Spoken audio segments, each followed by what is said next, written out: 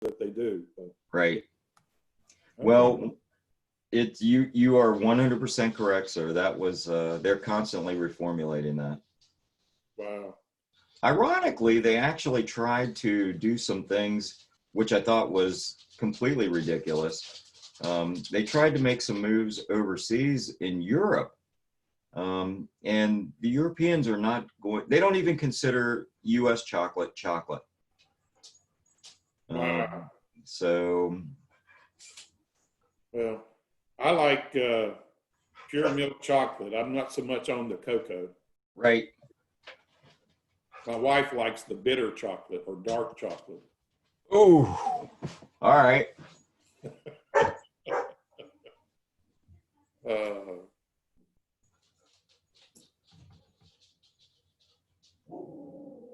let's see. Savannah Street Sweets.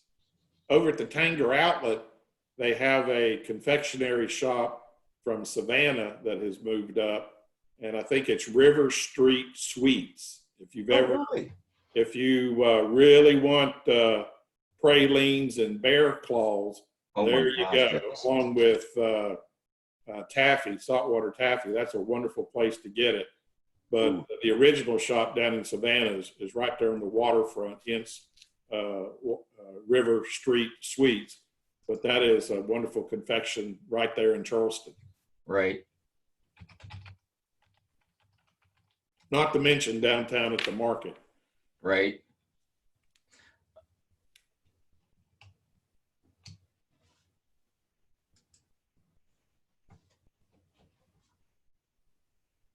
I do suggest you go up there. It's other than the drive is miserable, but Oh, we like to stop at all the Dairy Queens when we do trips like that. Makes it shorter.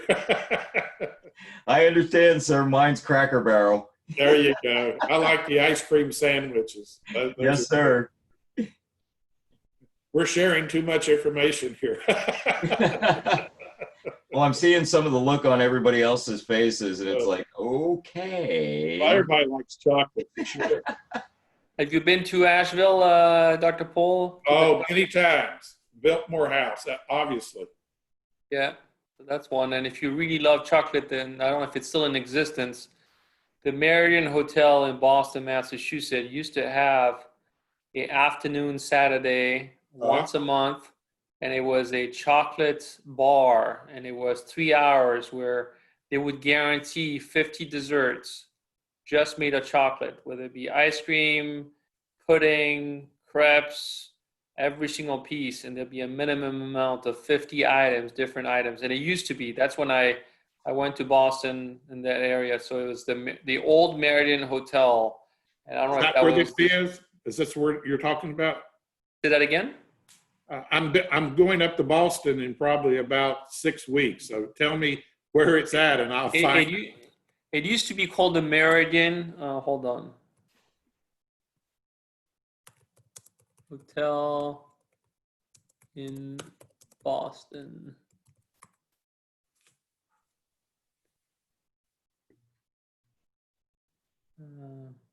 It's still called the Meridian Boston Meridian Boston Cambridge. I don't think so. Are you saying Meridian? Meridian, yeah. Meridien.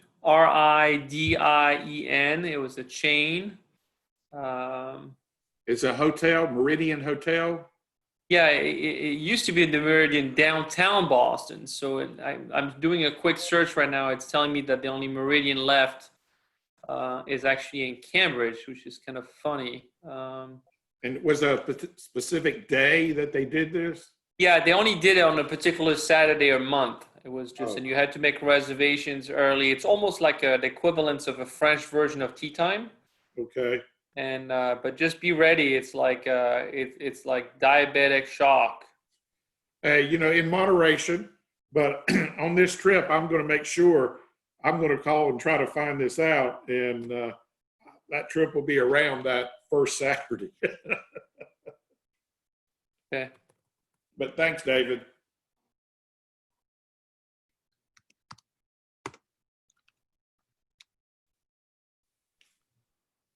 Well, they closed the hotel, so I have bad news. I just quickly did this. It was called the Lanham Chocolate Bar, and the hotel was Lanham in Boston. I guess it was rebranded. But it appears that April 1st, maybe, I don't know when, but it's a Langham. It's in the financial district. And it looks like they rebranded this as a making it a little bit further. It's actually a chocolate bar. It's actually now it's a chocolate bar, a continuous offering of chocolate. So instead of once a month on Saturday, it looks like the bar is open all the time. Huh. All righty. Well, thanks for that clarification then. That's great. I'm all in for it. I'll tell you all about it.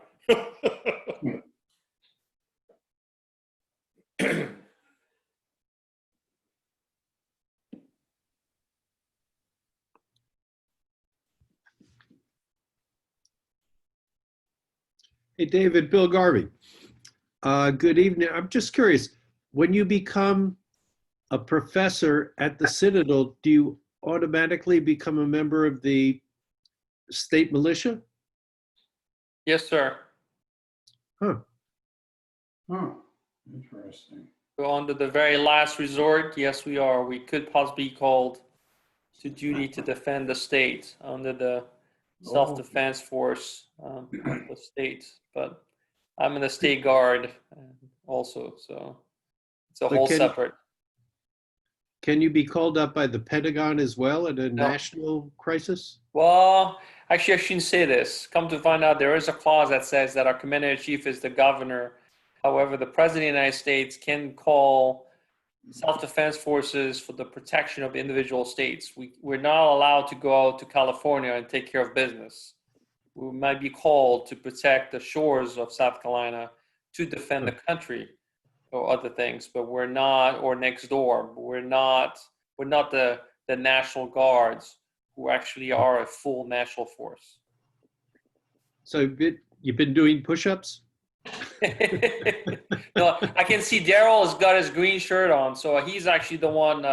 He should be showing us exactly how it's done. But I do see the cadets sweating it, and I have an 8 o'clock in the morning class, and I can tell you that many of them have not had a chance to cool their body down between PT at 5:30 in the morning and running to the shower to then get dressed to have chow for 15 minutes on the COVID requirements. And first thing they do when they get into my classroom is they take their blouse off. So it's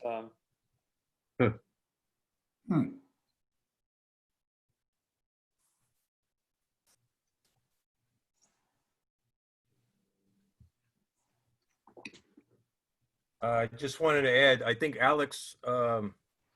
Alexander Way, one of our members, is in the State Guard also.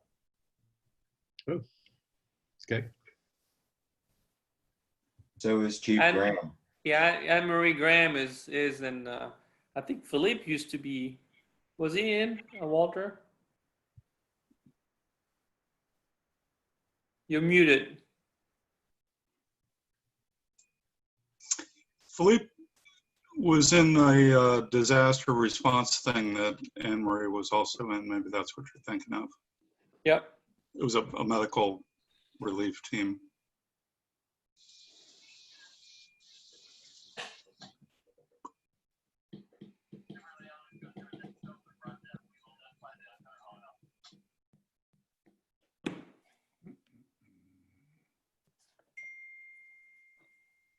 So this is all we get from Hurricane Sally, I think, huh?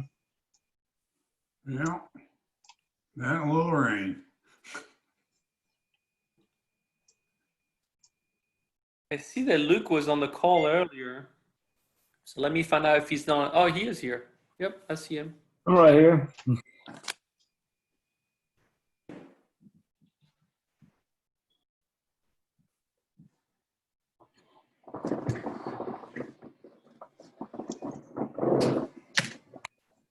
Luke, have you read the new auxiliary haircut policy? Nope. Apparently, Evidently not. nah. Something new. Wait, talk about it. Oh, you just did. That's why he has that new cover to tuck it up underneath there. Yeah, that looks really French, doesn't it? Walter, it's good to see your face again with the beard gone. Yeah, I didn't think it was fair of me to deprive people of seeing my face. So. There you go. That's a positive way of looking at it. Like it.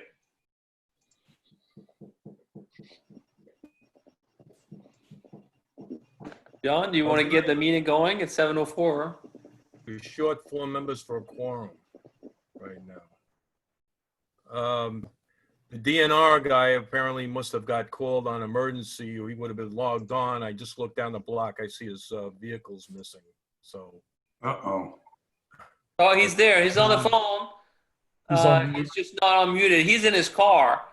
He's actually, Mr. Griffin is on the call. Oh, okay. That's good. Hey, you got me? Oh, there he is. Cool. I'm in my office.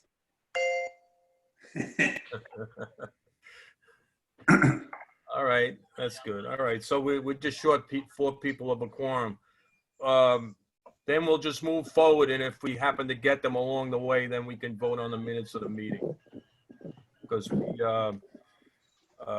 didn't have a quorum for July and August, so we have to vote for 2 months. Or I should say we just didn't have it for August, so that's why we're voting on July and August. All right. David, do you have a flag? I think we all see Mr. Dr. Pools' flag in the back. Okay, that's good enough for me. All right, David, want to start the Pledge of Allegiance? I pledge allegiance to the flag of the United States, Republic, for which stands one nation, under God, indivisible, liberty and justice for all. Okay. Phil, the invocation.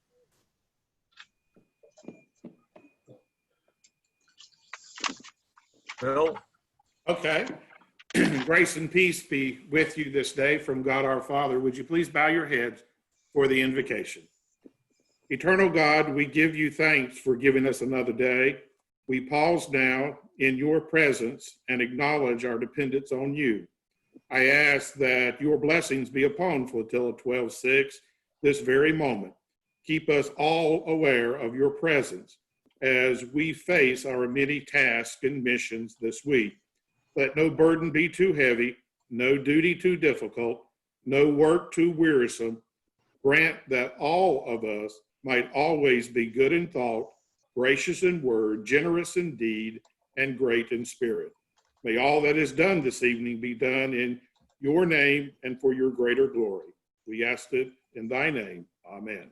Amen.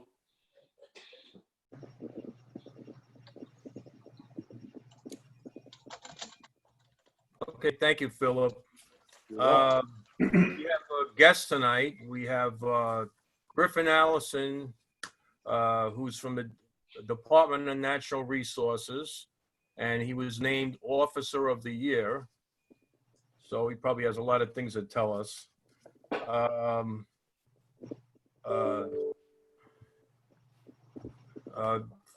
John, you want to speak about the finances for August, please? Sure, John.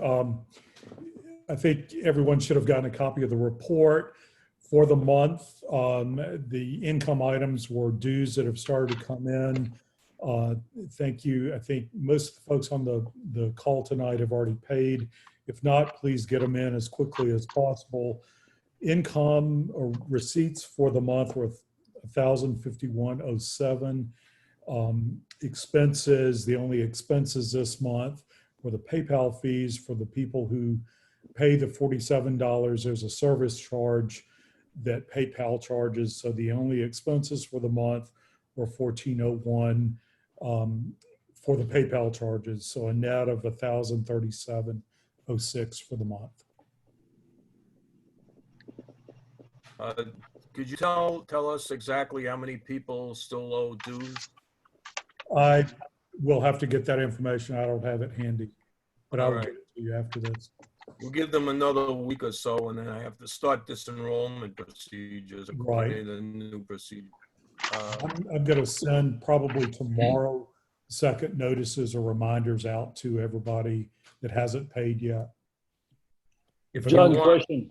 It'll be Saturday. And I may just copy you on it so you have a, okay, if you want, I could Idea. send out self-addressed envelopes in an envelope to them with postage to make it easier to drop the check in the mail. John, one question for you guys. Yes. How many members do we know of have not paid their dues in the last 2 years? I don't know the answer to that. John would know that. there were a handful, a very small number from last year that didn't, maybe 4. So my question is simple. Why are they still members? This year, they will be disenrolled. Okay.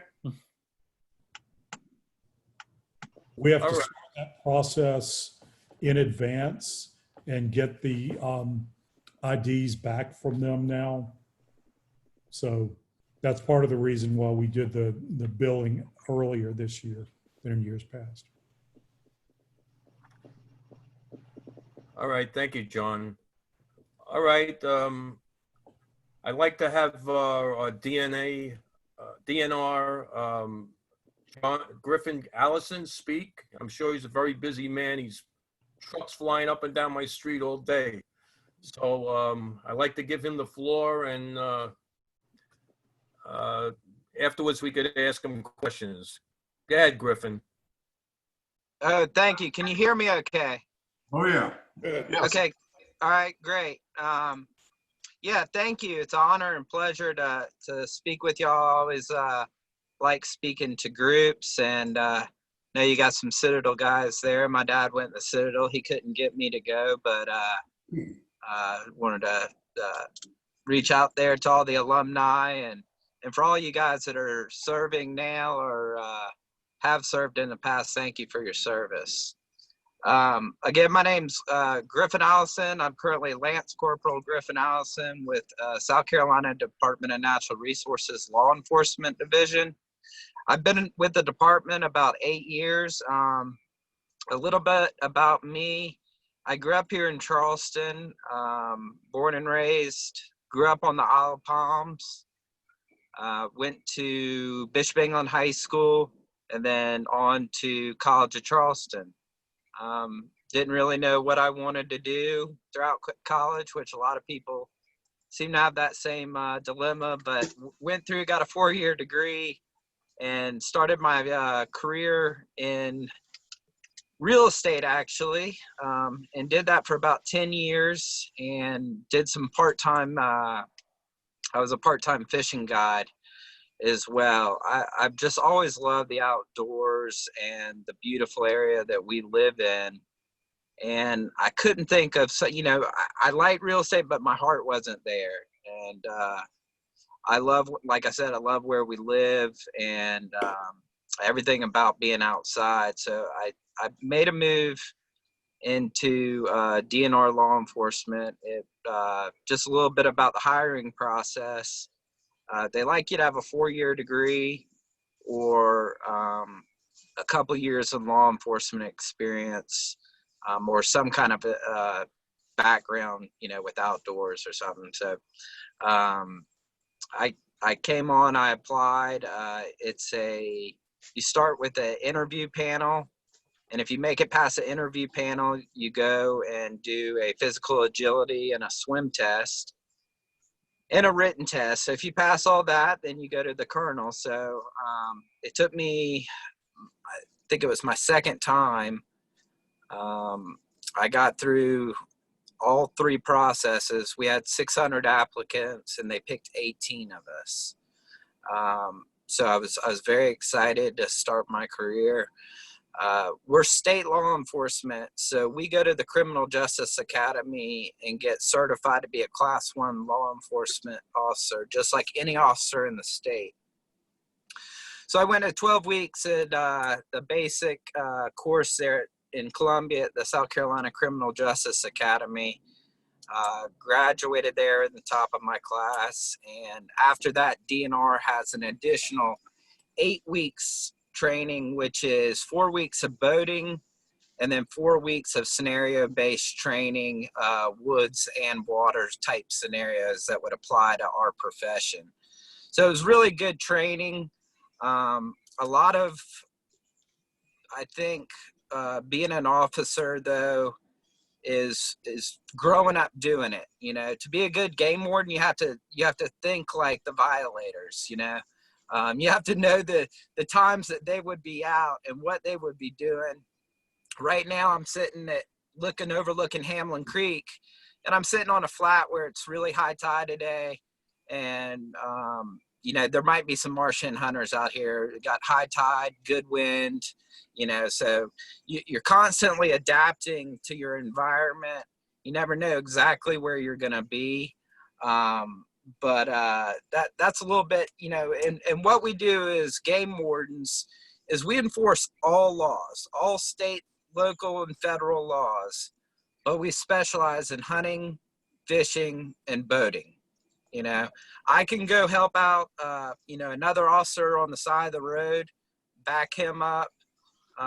If say there was a robbery or he was doing a DUI stop on the side of the road, I can stop, back him up, and do all the same stuff as him.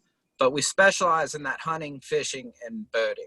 And I'm really grateful for that, because that's what I like to do. And I have the utmost respect for normal law enforcement officers, because those guys have to deal with a lot every day.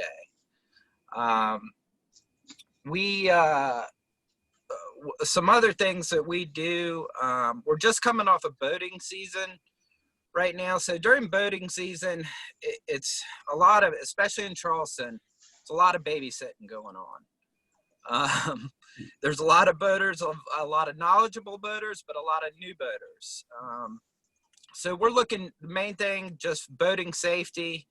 We're doing safety checks, you know, checking your vessel, making sure you all have all the proper safety equipment, and that you're operating in a safe manner. We're looking for, a lot of what I saw this summer was negligent operation, wake zone violations, and I had a handful of BUIs. So there's no, people can drink on the boat here. You know, you can't have an open container car. You can't be driving down the car and drinking down the road, but out here on the water, they can have alcohol, but you cannot be impaired.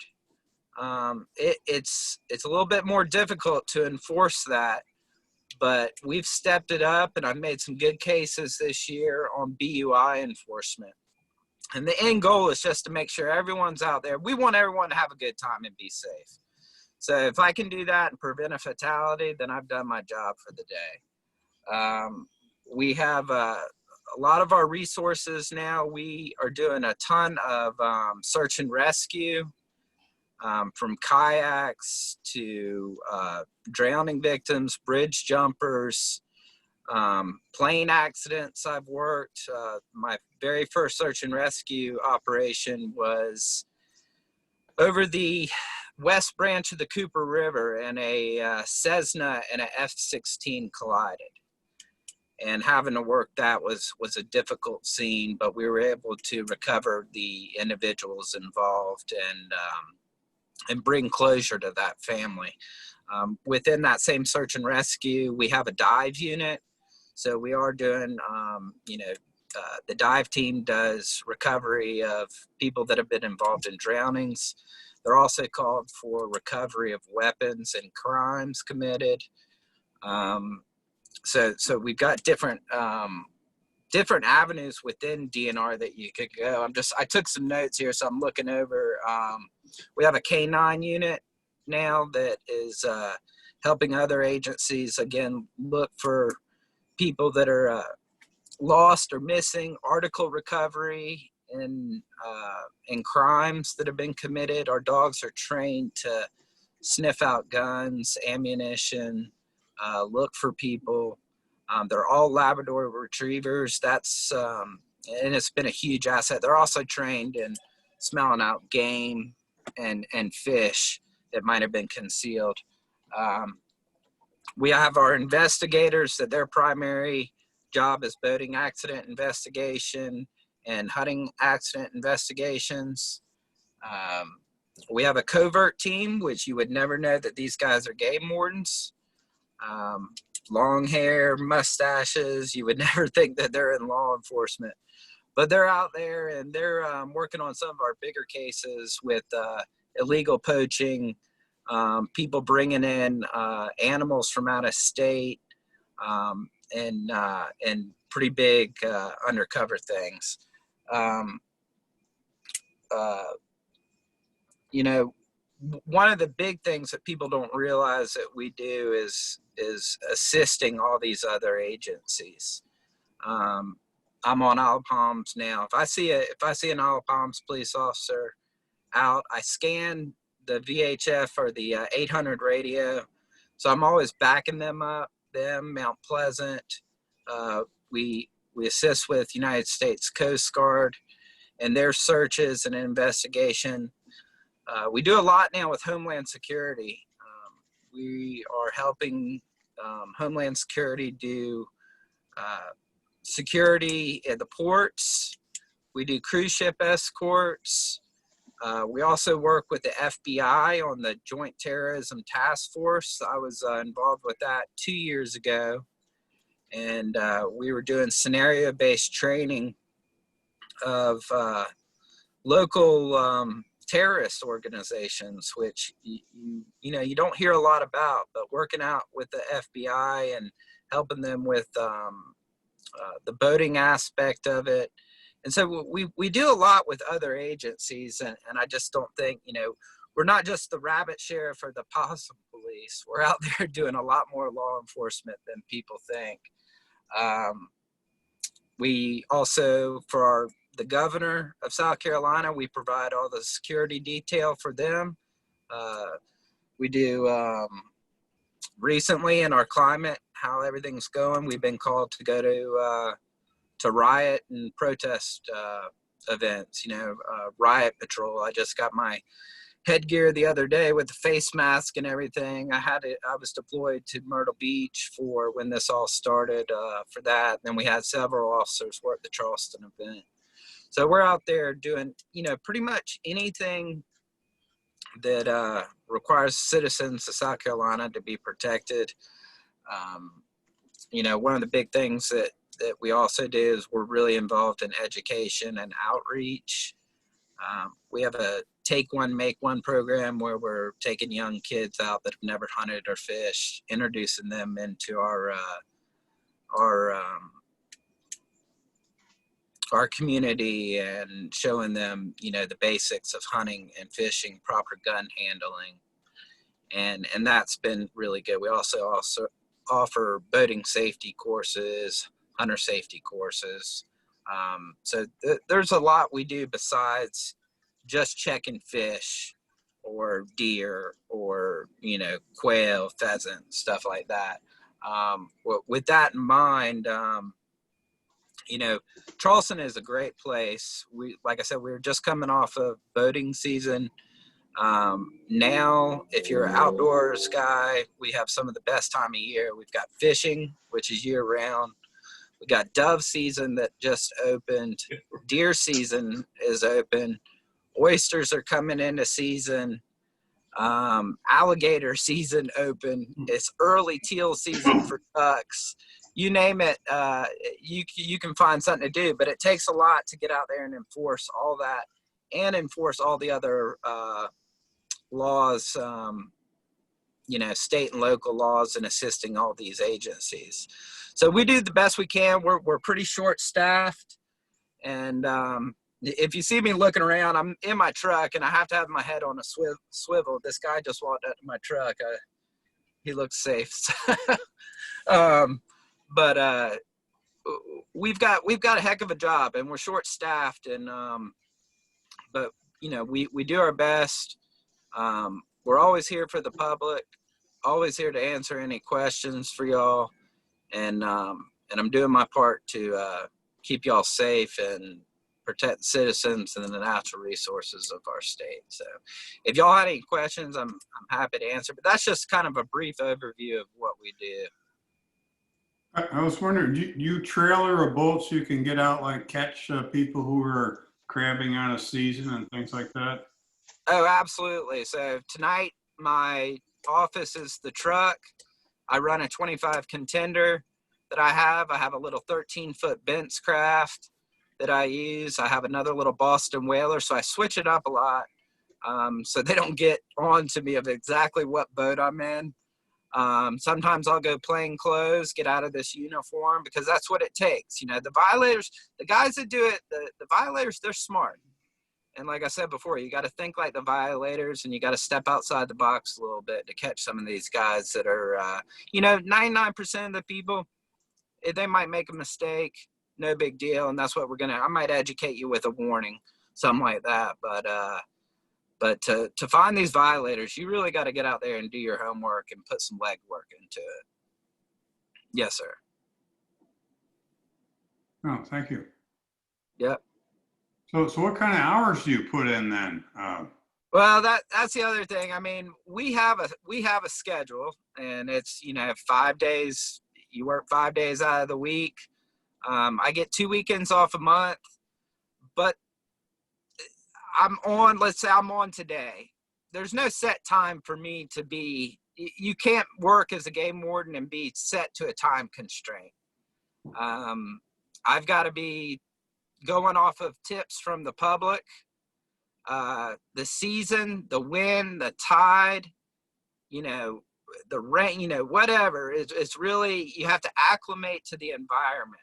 And that is kind of based on the tides of what I'm going to do. If I know, guys, it's low tide at midnight on, with light wind, then the best time for me to go work flounder gigging is probably going to be about 3 a.m.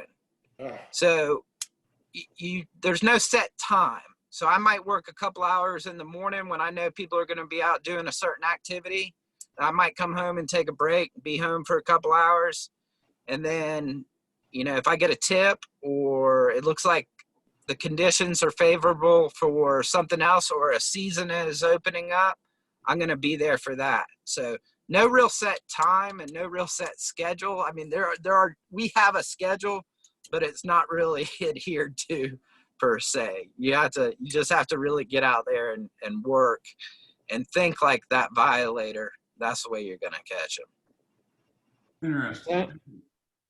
It sounds like you're often in very remote places. Are you by yourself? I am by myself probably 99% of the time. I'll have another officer with me on big holidays like 4th of July, Labor Day, Memorial Day. Other than that, I'm by myself. And with that radio, using and other agencies, that helps me out a lot too. I call on Mount Pleasant if I need backup, if I'm in Mount Pleasant or a county or Isle Palms, depending on where I am. So, but in the national forest, your backup might not be coming for a while. Some of the places are remote, no one's coming. So I have to take that into consideration and really be aware of at all times. And officer safety is very important. There's nothing worth losing my life over. So if I get those, and sometimes you just get that feeling that something's not right. I don't feel good about this. You know what? That violation can go on for that day because I'm going home. Do you have a GPS locator on your radio? We have in our phone an app called the Follow Me app. I'm not sure if you're familiar with it, but it's constantly on my DNR phone, updating, and it updates every, I think, minute and a half or 2 minutes with a GPS location of exactly where we are. So that can help our radio room if they can't get in touch with us, or if they know I'm out with a vehicle. I always give them my location where I am, plate numbers and stuff like that. But, sometimes stuff can go afoul quick, and and you just don't know what happens. You know, or you're overdue. I mean, it can happen to us too. I mean, we've had officers in boating accidents before. We're not immune. We're not perfect. So it's a good tool to have to keep accountable to everyone. Let me ask you this, if I may. Yes, sir. Number one, how many boat facilities do you have in use in the Charleston area? How many Well, containers do you have, and so on, more or less? So where we keep our boats or where we launch from? No, how many do you have available to you? Just to me, I have 3 vessels available. So each officer has usually one larger boat and one smaller boat. Now we can mix it up, but so me personally, I have 3. So let me ask you this: as you know, we do not have any law. We can't do anything but law enforcement. But since you have GPSs, and is it easy for us to find out where you are on the water? If we find something, see someone doing something really stupid, or drunk? Yeah, I mean, absolutely. You can always call our 1-800 number, or you can, most of the time especially on my bigger boat, I'm on channel 16, always scanning that, and then I could switch over to 22 Alpha. Well, yeah, but when we are on the way, we are under orders, so we are on patrols, but we cannot do anything about law enforcement. So it may be useful to us to know where you guys are. Right. I'd have to run that up the chain as far as seeing how maybe we could integrate it with the Follow Me app, and if y'all could somehow get included in that. I don't know. I'm just asking. Yeah, I'm not sure. Maybe you want a phone number, a hotline tip number. Yeah, and you can always call our hotline, our DNR hotline. It is, actually I have it right here.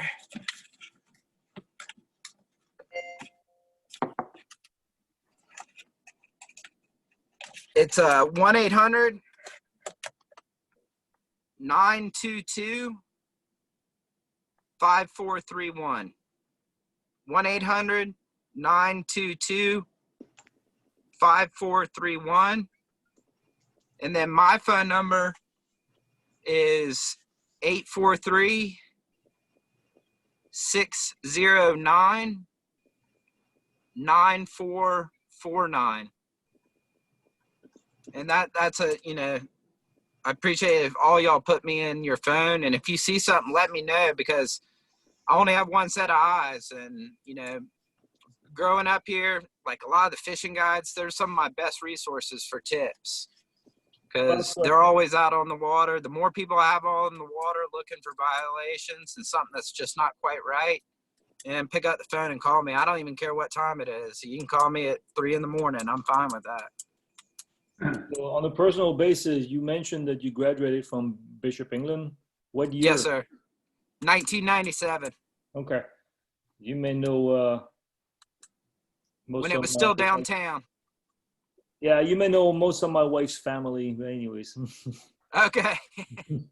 Probably do. Do you get involved with accident investigations, like boating accidents? We do. They're training us more and more. I wish we had some more training on it. I just went to the, I believe it's IMA. It was a boating accident investigation conference here in Charleston.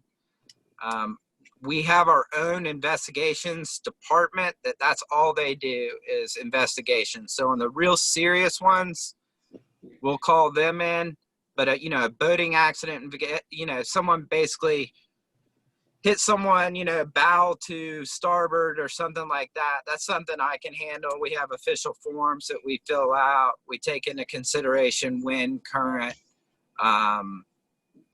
who was operating, take pictures, and fill out our report, the best we can. But if something goes further where we have a fatality or great bodily injury to someone on board or to a vessel, then our our investigators that are in the investigations department usually come in and take over that investigation. We're the front runners, but then if it's something major, then they take it over. Thank you. How often do you do your boating safety courses? Yes, sir. So our boating education courses, if you go online, you can do them online. If you Google SCDNR, it'll pull up our website, or scdnr.gov. There's an online version, and they have a classroom version right now, which has been, I think, limited a little bit since COVID-19, but they still do those on the weekends. And you just call and say, I'm in Greenville, South Carolina, and they'll give you a list of the dates of the next available course that's available. And I sure would like to see the legislature pass something that says everyone that buys a boat in South Carolina will take that course, because it sure would make my job a lot easier. Yeah. Yeah. Amen.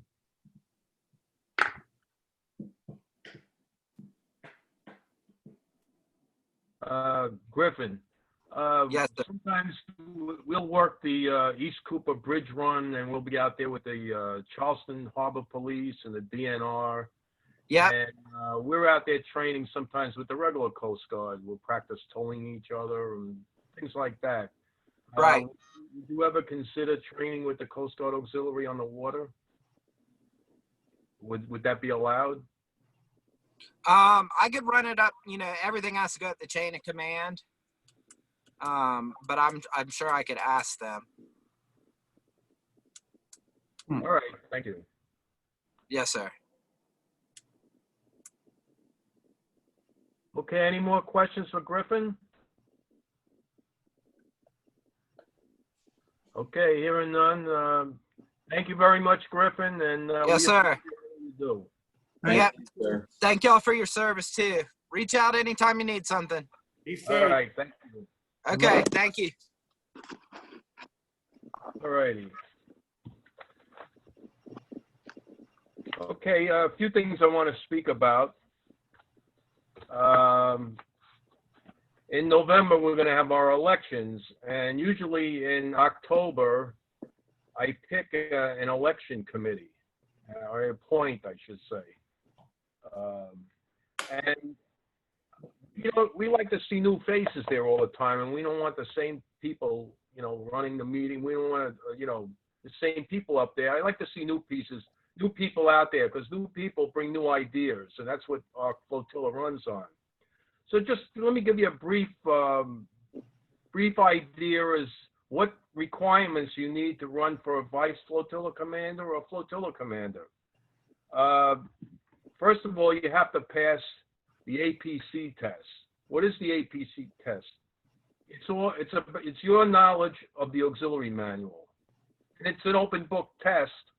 It's a 3-hour test, and you got to get 90% or better to pass. It's 50 questions. And then once you have that, you have to have ICS 100 and 700. All boat crew members or coxswains already have those qualifications, because you must have those ICS courses as part of your qualification. Anybody can take that online. Again, that's like an open book test too. And then you have to have 2 qualifications. It could be marine dealer visitor and vessel examiner. It could be Hawks Food Service and boat crew. It could be AIDS verifier. Any qualification that you would make out a 70-30 for a mission. And you have to fulfill all requirements. Now, this year is unique because of COVID. They're going to waive all competencies as far as going into RIA status for not putting in hours. So they won't count that this time for this year. And because otherwise you would have to put 25 hours in. And all your training, that is your PCT and mandatory training, all has to be current. That's all that's really needed. And if you go for the office, then you would write a letter of intent. What is a letter of intent? You would have how many years you're in the auxiliary, what different awards you got, what offices you served in as, like, say, Flotilla, FSONS, or something like that. And you just talk about yourself and all the things you did and why you think you could run. And then above all, you have to say that you're willing to accept the office, and it's always for a year. You can just do 1 year, or you can do the maximum of 2 years. Then you can't run for anything else because you have to have that year off in between. But that's all it is. And once you get on, then what happens is you start getting all mail from the division commander, and the division commander passes you information that you just distribute to people, and you can ask him if you get stuck. And a lot of us have been there, and we'll help you along. And you're in the know, you know what's going on, and you're running like a business. But we have a very good group of people, and everybody does their reports and knows what their job is, and you sort of like help them along. The Vice Flotilla Commander is basically just at the meeting. He can fill in for the Flotilla Commander if he can't make it, or he's tied up with something. But all your reports are read to the Vice Flotilla Commander. So instead of asking for the election committee just in October and give you 1 month, I'm going to ask to establish an election committee in September at this meeting. So you have 2 months to work on these things if you want to run. So maybe it'll give everybody a chance. Number 2, I wanted to speak about AUX data. Now, I had problems with that. I didn't understand it. I guess my mindset was on the old AUX data where you put everything by day in. And I went ahead and put 50 entries in because I was backed up into February. But then I found out it's not, in one way it's going to a new system, but you're going to the old system. Because now you have to keep a running list of what you're doing every day for that month, and you're just submitting the totals at the end of the month. And the totals of what? If you're going to use 99A, or you're going to use 99D or 99E. You're giving those totals and a brief message, a brief little description of what you're claiming you did. And that's what you're submitting in there. I can send out a link to everybody because a lot of people, I got in there once and I didn't know how to get back in there. So I found there's a specific link that you can hit and go right into this thing. And I'll send that to everybody in an email. It's just a full screenshot of what I had. For anybody's information, the division elections are going to be on October the 6th, and it's going to be by Zoom or some form of meeting. And if you're interested, I'll send a link out and you can just witness what goes on. Now, the division meetings are really open to anybody. So if you're interested in one of the Vice Flotilla Commander spots, a Flotilla Commander, and you want to see what goes on, log on, just witness it and see what happens. It's the Flotilla Commanders that vote on all the issues that come from the Division Commander and what goes on. So then just to tell you, one of the latest things, Division just purchased a Zoom program for use of 1 year, and it could be used by anybody to conduct business as a class and whatever. I think they'll make a schedule up. They'll officially have it as of Monday, the account. So if anybody wants to have a special class on something, they just tell me and I'll pass it on.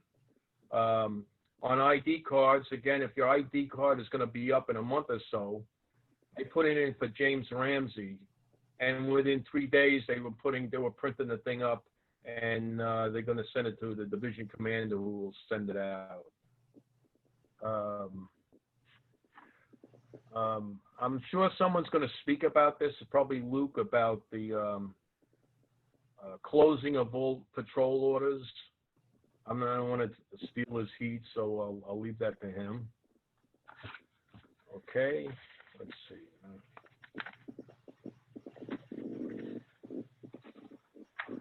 All right. right. So we still don't have a quorum, so we can't vote on the minutes yet. I'd like to pass this on to Mike for any reports. I'm giving the floor to Mike now. Okay, let me just go down the list here. I see that Susan is on. Is there anything on member training, Susan? Yes. I submitted a report to you. So the only thing I have to add is we have 7 candidates for the telecommunications, TCO, and WAY, but we're experiencing a logjam up the chain of leadership. We're having difficulty getting these people certified. So I'm kind of in a holding pattern. I don't see any point in proceeding onward until we find out that that particular area is cleared. That's really all I've got to add to my report, which also mentioned that. That's my biggest problem right now.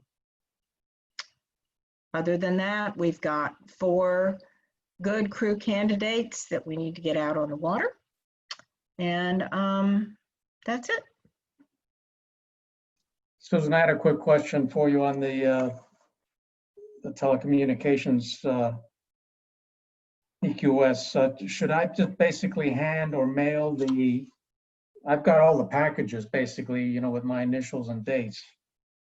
Should the people just hang on to that until the log jam clears up? I strongly recommend that you hold on to it, and that when you do eventually send it in, that you've made a copy of it for your own personal files. Okay? I will let you know when the log jam is cleared, but right now I don't see the point in building the log jam up any higher. I have notified district of this twice.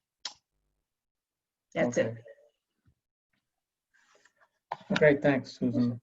Luke, want to report on ops, such as they are? To report on ops. So number one, so that everybody knows, as far as October is concerned, we have 0 patrols planned.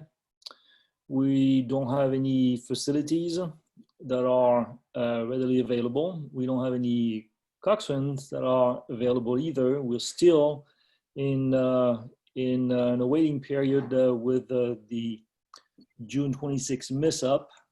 Apparently, there's supposed to be a meeting tomorrow about our status, but I don't have any information. Nobody's been in contact with me whatsoever, so I have no idea what's going to happen.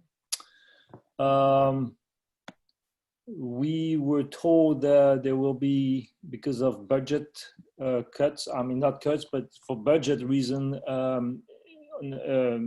there's no patrols to be approved until the new budget is approved, I suppose. That should be sometime in October 15th, if I know if it's correct. So there's no patrols. We cannot do any patrol. We cannot do any training. The only patrols that would be approved would be for helicopter patrols. And that would be approved through the chain of command on the goal side. But that's it. So my hands are tied. I can't put any patrols together. I've got nothing. So that's where we are. I'm not sure if I'm forgetting anything here. I know that all patrols have to be completed. If any patrols have been done the last 2 weeks of September, they have to be completed before October. And they have to be submitted as well. And as far as I know, no other patrols will be approved until further notice. That's all I know. Anybody else knows, you know, Walter, David, do you guys know anything different? No, I think you captured it pretty neatly.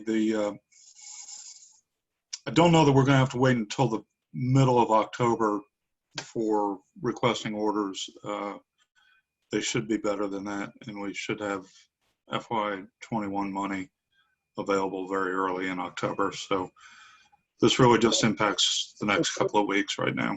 According to Festus, it is possible that we would be able to go on and get something done the first week of October, possibly, but there's no guarantees of that.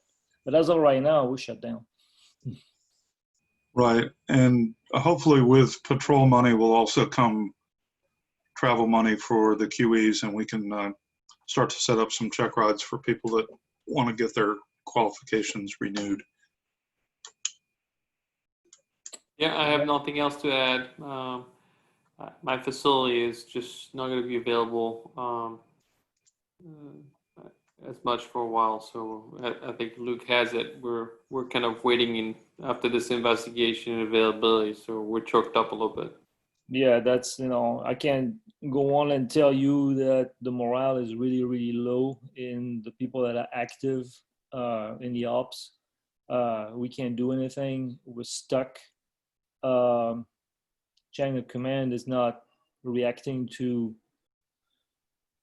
what I'm accustomed to, but there's nothing we can do about it, and it is what it is. But yes, it's just, I know Susan, you got, you understand than we are, and then for your candidates, there's no boats, we can't do anything. So that's where we are. I know. We're just going to have to wait and see if there's some way we can get something done if things eventually open up. When there is no way out, you even go deeper or you wait. Well, right now I'm waiting. So.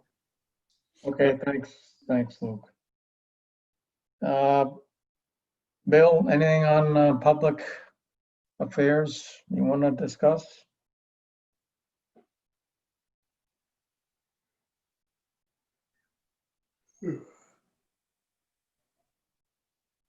Bill, Garvey, are you there? I'm on mute. I'm sorry, Mike. Can you hear me now? Yeah. Okay.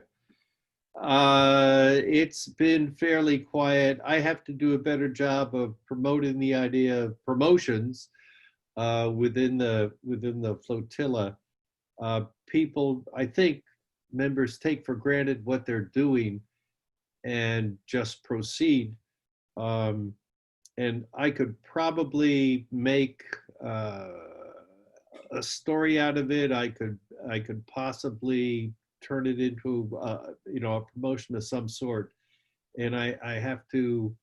So that's on me. I've got to get closer to the folks and what they're doing. But in the blood drive is one that I'm going to be involved in, and I'll promote as best I can with your help, actually. But now in just participating and witnessing this evening, I was thinking, looking at Luke, I might be able to, and his rakish look with that cap and haircut, it might be something for GQ. You like that? I do. Put him on the cover of the newsletter. Yeah, really. This is what happened in COVID-19. Ta-da, French fashion. I'm very impressed. So I'm going to go around to the different leaders within the different officers within the flotilla and make a pitch as to what they're taking for granted, and maybe ought not. Maybe it's worth publicizing. So that's my commitment going forward. Okay, thanks, Bill. Let me go ahead and follow up quickly with publications. I'm targeting the next newsletter for October, basically. So far, we got two good stories, the bios of two new members. What are their names again? Pascal's. The Pascals, yes. And of course, the blood drive. Maybe there's a little opportunity for some pictures for the few patrols that we were able to put together. If there's anything else anybody wants to suggest as far as a topic, that would be appreciated. We're running obviously pretty thin now in stories for the newsletter.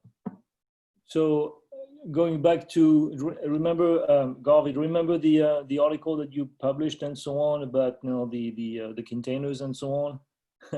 Believe it or not, I saw a video on, I can't remember, I think on YouTube or something like that, of a guy going by on the side of a container ship on a jet ski. As the container is passing him, he goes on and he loses power. He went under. He was A container ship. and, Oh, wow. and he was able to come out and so on, but that was pretty impressive and dangerous. It's on YouTube somewhere. I wish I kept it so I could have sent it to you, But anyway, so yeah, those ships are. One of these days we're gonna have an accident, real bad one. So, anyways. Yeah, we've commented on that before. Okay. Okay, Bob. Young Bomb is not here. Walter, did you want to have anything on air ops that you wanted to bring up, or?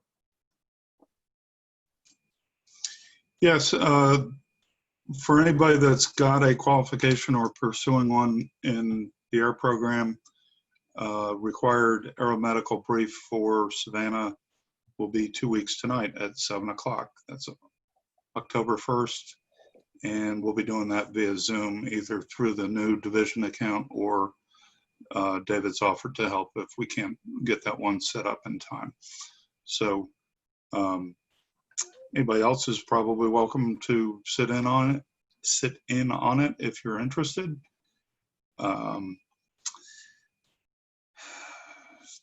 Walter, you got the invitation? You got my invite, is that correct? I got the link, yeah. Okay. And in between when I asked you about it and when you sent it, I found out that the division had bought a Zoom license. So I think we're going to try and figure out if we can use that one. But if you're available, we'll gladly accept your help if we need it. Good copy. And if we get it figured out, I'll let you know as soon as I can that we don't need anything. Walter, Yeah. is there a 12/6 angle for the newsletter on air ops? Yeah, Christoph's been flying his wings off. Probably got more hours than anybody in District 7. And for the first time in my attention span, Savannah is leading amongst the 4 programs in the district. We're normally just dead level average every year. Somebody once said that we were remarkable for being unremarkable. But this year, between his efforts and some search work and first-class support from Sector Charleston and the air station, we've had more work to do, and we've done more of it than anybody else in the district. Maybe anybody else in the country. I haven't looked at those numbers, but as far as a 12/6 angle on it, yeah, he's not on the call, so I guess we can talk about him.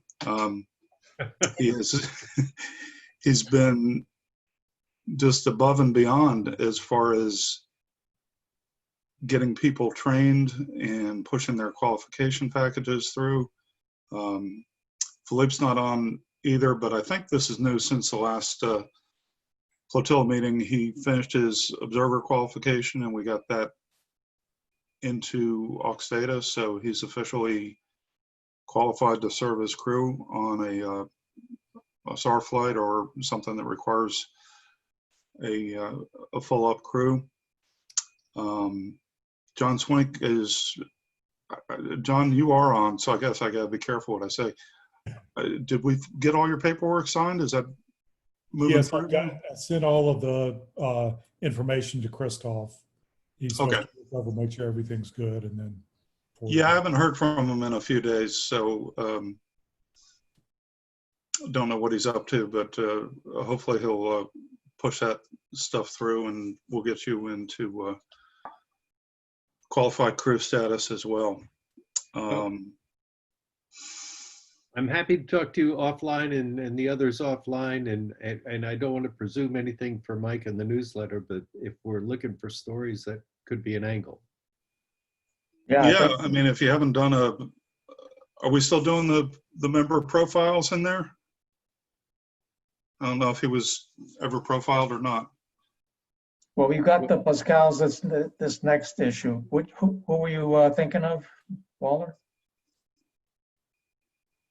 Christoph. Oh, Christoph, okay. So he's really, I mean, he has taken 3-day holiday weekends and spent every day at the airport waiting for the bell to ring. And that's a step up in our response posture for what we have traditionally done over the holidays. Usually we've got people hanging around their houses waiting for a call, and if they get one, then it's a couple hours to get to the airport and get the plane ready and briefed up and deal with all that stuff. But between Joe and Christoph, Philippe, probably missing somebody. John, apologize to whoever I'm not thinking of off the top of my head. Kathy Heibel has been out there some. Guys really just been doing a terrific job.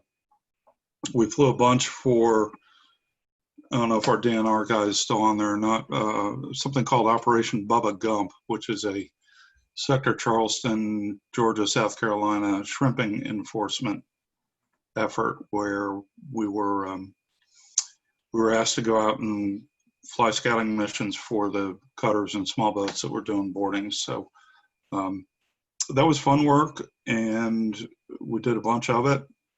Got some good press for finding boats that were boarded and ended up having violations. In at least one case, the guy was terminated. Not in the Arnold Schwarzenegger sense, but they did say your trip is over. We're going to escort you back to your dock because you are unsafe to operate. Okay. Sounds exciting, but we circled it for 2 hours watching it go on, and it was not very exciting from the air.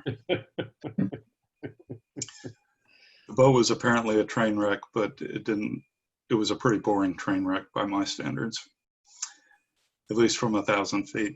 Other stuff, since I got the floor here, PPE, we've got our equipment order requested, and apparently it's been ordered by sector. That was FY20 money, so that all had to get spent by the end of this month. And it's been so long, I forgot what we ordered. I know there was some vests in there because we were short on the SAR vests for people. We got more life jackets than we know what to do with, but we were thin on vests, so I asked for some of those. We asked for $1,000 per flotilla, and they were district and sector were good in giving us that money. So hopefully everybody is going to get something that they needed.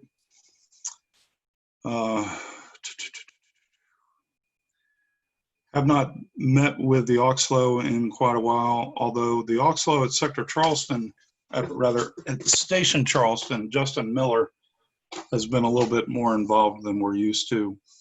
For those of you that are processing orders, it is possible, because I just had this happen to me today, it is possible that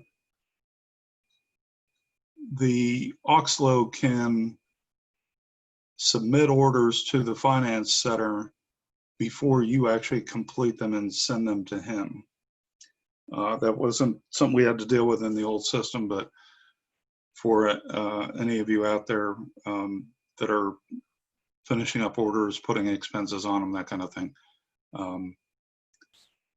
try and get it all done in one shot, because if they're sitting around, it's apparently possible for somebody to reach in and push the button and send them off. And if you don't have all your expenses on there, you may get shorted on that one. So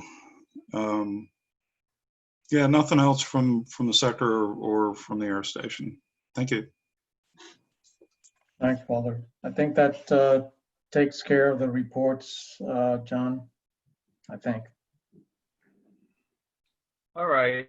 I just sent 2 emails out to everybody. One was RBS, and everybody should read this. I printed it out, but there's a lot of information here concerning swimmers.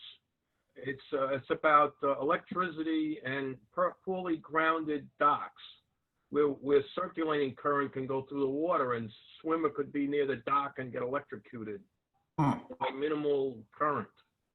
So everybody should read this. And there's a lot of things about RBS, and they say they want to kickstart the online public education. I can get support for that if we want to go that route.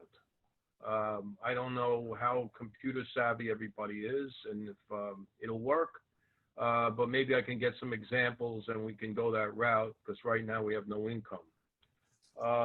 The other thing I sent out something, I think it was yesterday, and it was about a publication that comes out weekly, and it's known as LNM, or Local Notice to Mariners. For those of you who are non-boaters and you wonder what that is, charts that we use when we navigate the waters, new ones come out every 10 or 15 years. But in between, there's different changes. And how do they get updated? They get updated by the Local Notice to Mariners. And for anybody that's a serious boater, before they go out in the water, they should study the latest one. And you can get it on Google. Just Google D7 Local Notice to Mariners, and there's a weekly PDF file that comes from the Coast Guard, and it brings your chart up to date. So if you were going to go out somewhere and there was a dredge going on, you might not want to go that route if you knew that ahead of time, instead of getting all the way over there. One day I was out. I belong to the Carefree Boat Club, as do some of the members of this flotilla. And they had a dredge going on the Cooper River near the Cooper Marina there, and they forced everybody to go within, I guess, about, say, 50 to 75 feet between the Western Pier to get past it, because they had all these piping going on.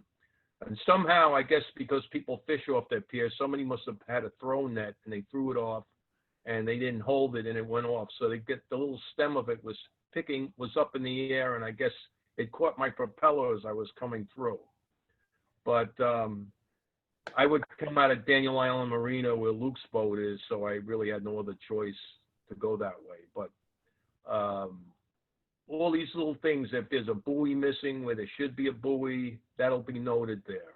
And if there's a recent wreck, like something sinks, it's usually marked with a wreck buoy, but it'll tell you up-to-date things like that you want to avoid.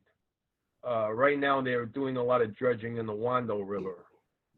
So they have different types of buoys out there. So you should know what they are. And that'll give you a good idea of what to look for when you go out.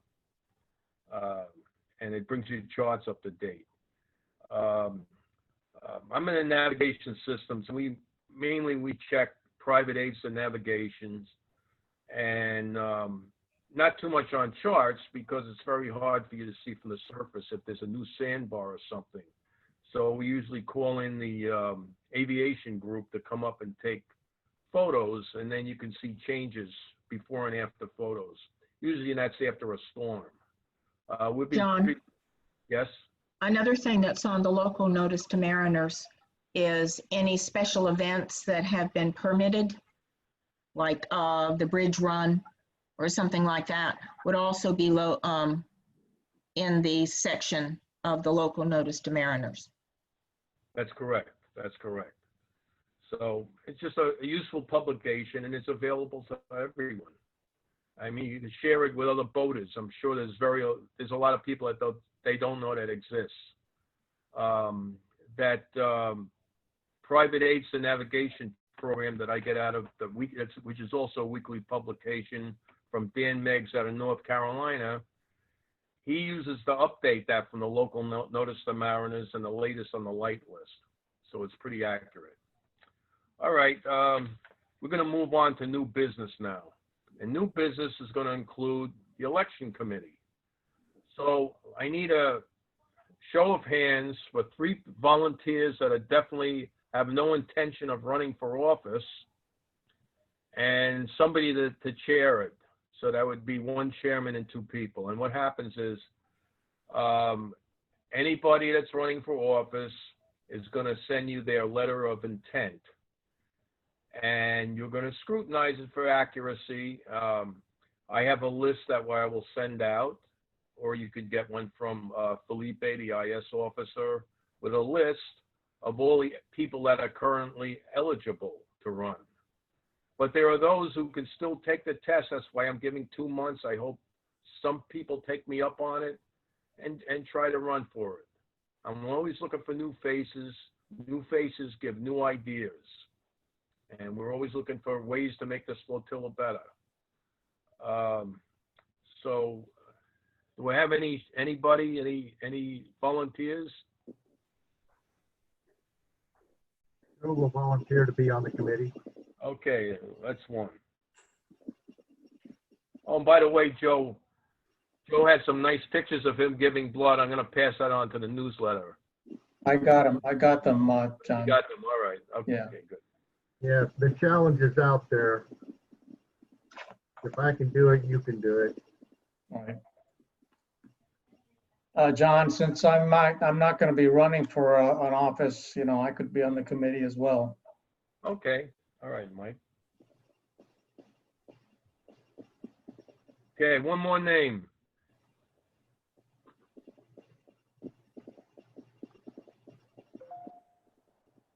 Well, I'll have to send emails out and get that last name then. Because we still don't have a quorum, it's in my power to write a letter to the division commander and ask for a 15% waiver. And what that is he will lower our requirement to 15% instead of the 25% it is to get a quorum.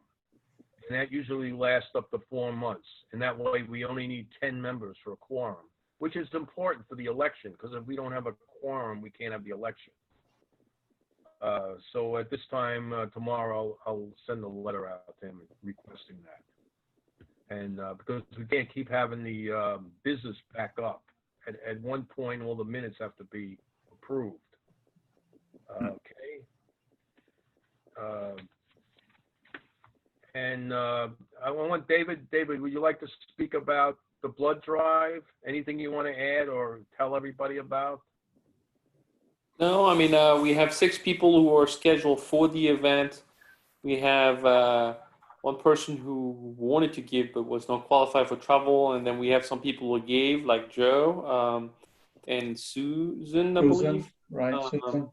Yep. So we have people who've donated before.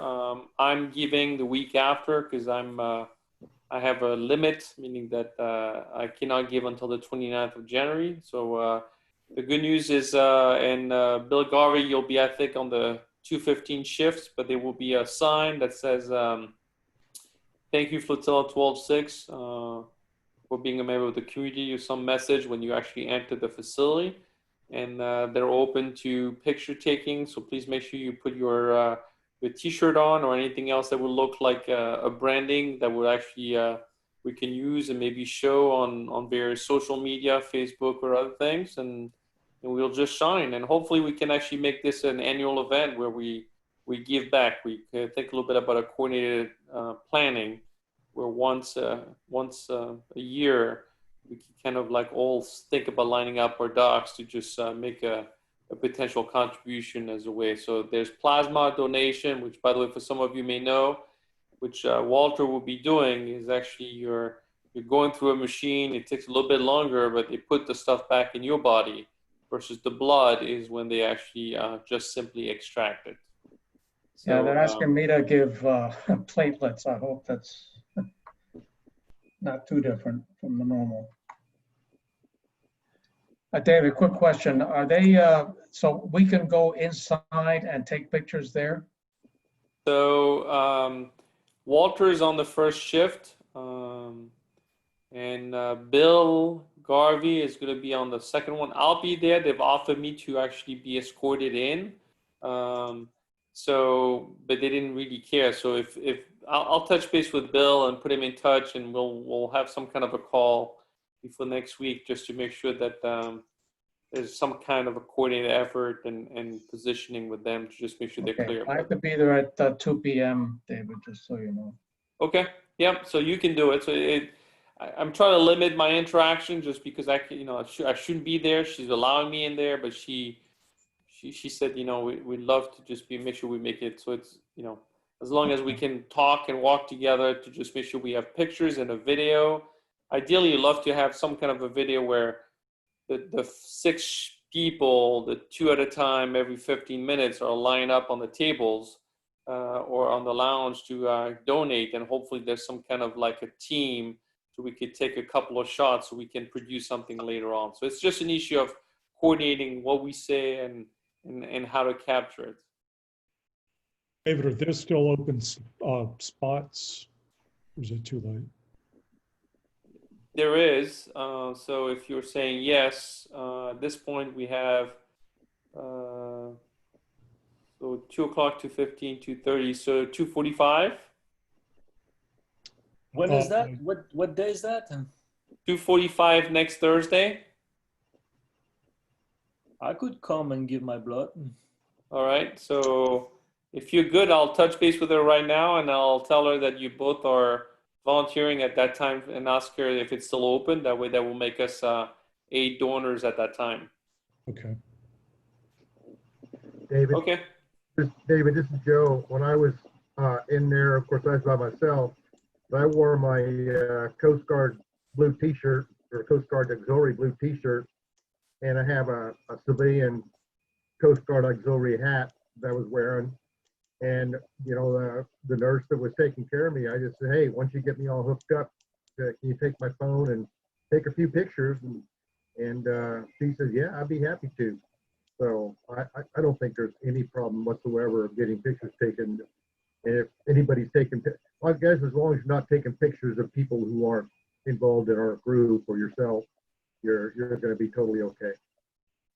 Thank you, Joe. Yeah, I was just trying to say that because I'm not officially donating, the COVID requirement is that I'm not a patient donating blood. So technically, so that's the part where I'm coordinating, but I'm not officially allowed in. So that's what I meant by the comment. But that's a good point. I'm sorry, I missed kind of everything here. Was it next Thursday at the Citadel? Is that what it is? And you have to have, I mean, what about COVID? I mean, I have a certificate that I don't have it, so that was. You don't have to have a certificate, Luke. It's they will test you unless you've traveled outside of the country in the last 14 days, or you actually have some kind of if you've done maybe another form of vaccination certain times, so they might disqualify you. But otherwise, no. So you should be all set. So I will forward your contact information to this person, and she'll be in touch with you. The only thing you try to find out, I don't know. I mean, Europeans, most of the Europeans that test positive for TB because we've been vaccinated. So I don't know if if it's a disqualification or not. It's not. I donated. I have it. So same thing. Yeah. Okay. All right. But it's not at the Citadel. It's at the Blood Connection, North Charleston. We'll give you the address. I will be forwarding information, and I'll just make an arrangement to go. Okay. It's right near the airport. It's very close to the airport. Yeah, we'll figure it out. You can ask Joe Ego for directions. It's at a place called Core Road. It's a little office park between Rivers and the airport. Yeah, take a look at the email that was sent September. Hold on a minute. Maybe I'll resend the email to you, Luke. It has all the information. Yeah, if you don't mind, because in the last 5 days, I had 676 emails, so, Okay.